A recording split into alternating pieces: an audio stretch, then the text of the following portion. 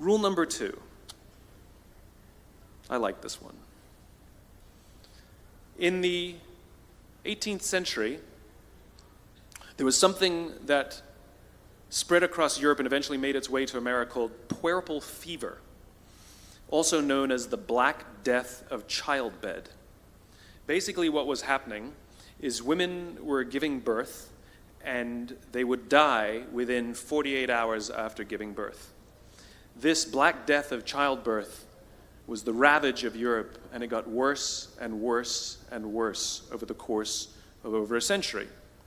In some hospitals, it was as high as 70% of women who gave birth who would die as a result of giving birth.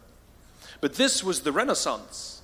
This was the time of empirical data and science, and we had thrown away things like tradition and mysticism. These were men of science. These were doctors.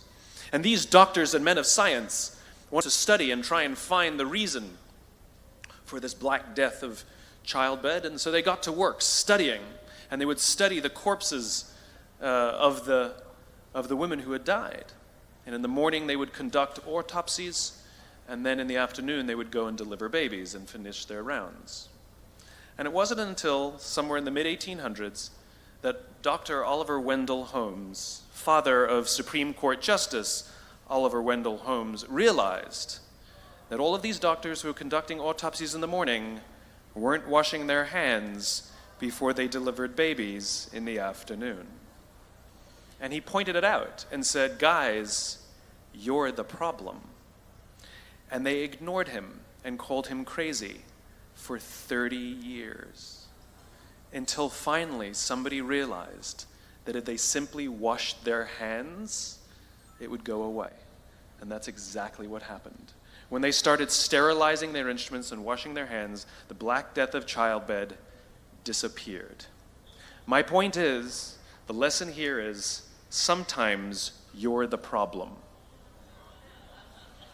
We've seen this happen all too recently with our new men of science and empirical studiers and these men of finance who are smarter than the rest of us until the thing collapsed. And they blamed everything else except themselves. And my point is take accountability for your actions. You can take all the credit in the world for the things that you do right, as long as you also take responsibility for the things you do wrong. It must be a balanced equation. You don't get it one way and not the other. You get to take credit when you also take accountability. That's lesson 2.